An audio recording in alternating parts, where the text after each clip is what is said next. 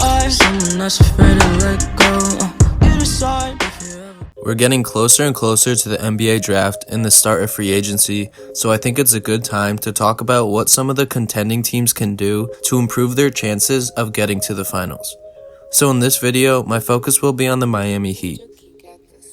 As most NBA fans are aware, the Heat made it to the finals and lost to the Lakers in 6 games. They had a solid regular season and performed better in the playoffs than most people expected, as they were the 5th seed. Throughout the regular season, it seemed like every time they played the top-seeded teams in the league, such as the Bucks, Clippers, Lakers, etc., it was always a battle to the finish. And before the regular season started, many thought they would just be a first-round exit. However, Jimmy Butler proved that when he joins the team, they get significantly better due to the leadership he brings and his ability to close out games on both ends of the floor. Bam Adebayo took a leap this year, making his first All-Star game and was their anchor on defense, able to slow down some perimeter players and protect the rim. For example, in the Bucks series, he did a pretty good job of staying on Giannis, and then we all remember his game-winning block on Tatum in the Celtics series. Goran Dragic in the regular season was moved to the bench and replaced by Kendrick Nunn, but in the playoffs, he was playing like a true veteran, making tough shot after tough shot and hardly ever turned the ball over. The 2 sharpshooters, Duncan Robinson and Tyler Herro, were a big reason as to why this team was able to reach the finals. Throughout the playoffs, Herro averaged 16 points on about 38% from 3, and Duncan averaged almost 12 points on 40% from 3. Having these 2 run off screens allowed Jimmy to facilitate and get to the basket, which made it really tough on other teams' defense to slow them down. Especially when Robinson and Herro can make shots that we have only seen the league's best 3-point shooters of all time make. Other role players such as Jae Crowder, Igoudola, and Kelly Olynyk all pretty much did their part for the team. So I think it's obvious that Miami didn't fall short, they just weren't ready to win it all yet. And there's no issue in that. In my opinion, they're one good piece away from reaching the finals again and just need their young guys to continue developing. As long as Butler can stay healthy and the Heat focus on preparing for the 2021 offseason, this team should have a solid chance of reaching the finals in each of the next couple seasons. Now let's look at their position in the draft and some moves they could possibly make. The Heat have the 20th pick in the draft, which isn't that great, but they still should be able to pick up a decent role player that can develop alongside the other young guys. While it could make sense to throw this pick in for a trade, I don't really see them making a big move like that this offseason. So I think Miami just takes a player here instead of moving up.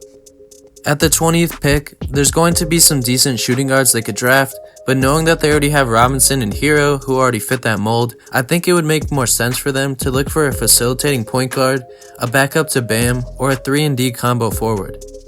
A facilitating point guard would help because Dragic is a free agent and Kendrick Nunn is in his last year of his deal and we can't be sure that he is the point guard of the future. A 3-and-D combo forward could replace Crowder, who is also a free agent this offseason.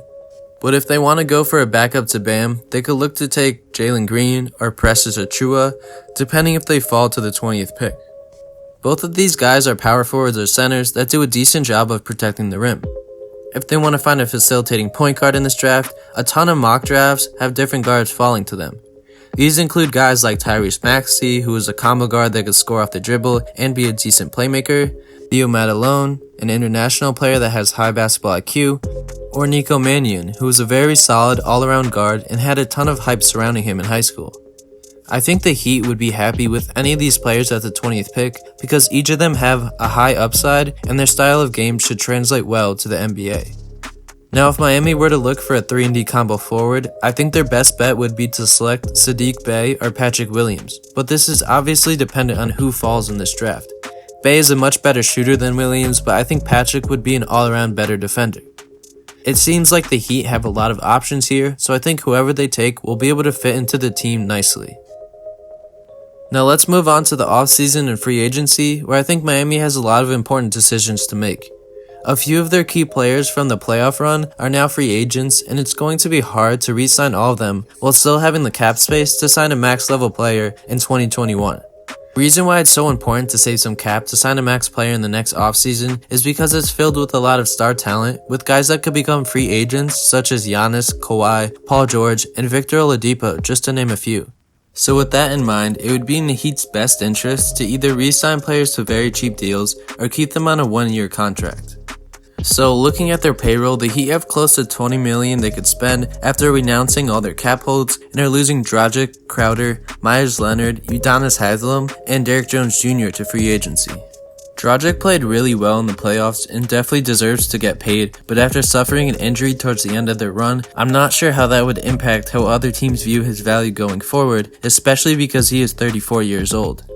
The ideal situation for the Heat would be to re-sign him on a minimum deal or offer him a 2-year contract, with the second being a team option. I think the same could be said about Crowder. He's a solid piece for a contending team and fit really well into Miami's culture, but compared to Dragic, he's only 30 years old, so he still has a few good seasons left in him. I know the Heat would hate to lose a guy like him, but I doubt he would accept a deal worth less than like 10 mil. So Miami should really try to get him on a 1+1 deal. I think they should just move on from Derrick Jones Jr. and Myers Leonard, as they didn't really get too consistent minutes during the playoffs, and when they did play, it wasn't like they made much of an impact that would force the Heat to re-sign them. So besides re-signing some of their players they could lose in free agency, Miami could also look to pick up some new guys. I think during their playoff run, there wasn't a huge piece of this team that was missing. They just need to develop more and maybe get some upgrades at a few positions. I believe that Dragic would be willing to re-sign on a cheap deal, so I think what they really need to be looking for in a free agent is a backup center or a replacement for Jae Crowder. This free agent class isn't the best, but there's definitely some solid role players that could be looking to move on to a new team. Jeremy Grant has a player option worth $9 million, but seeing how he played in the playoffs, it would be no surprise for him to deny that and look for a bigger deal. While he is a great 3-and-D power forward and Miami would love to add him to the team, I think he might be a bit too expensive for what the Heat are looking for this offseason. They could also go after Paul Millsap, who is 35 but can still be a contributor off the bench for a contending team. If Miami want to go after a great backup center, they could try to sign Serge Ibaka, who is 31 and still has plenty of rim protecting years left in the tank. Overall, this is kind of a weird offseason for the Heat because they really shouldn't go for any home run moves like trading for a Bradley Beal level player, and there's no real star free agents.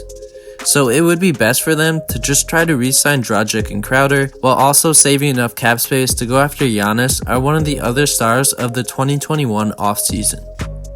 Make sure to leave a comment down below on who you think the Heat should draft or sign in the offseason, and like the video if you enjoyed. As always, thank you for watching, I really appreciate it, and if you're new here, subscribe with notifications on so you never miss another upload about the NBA.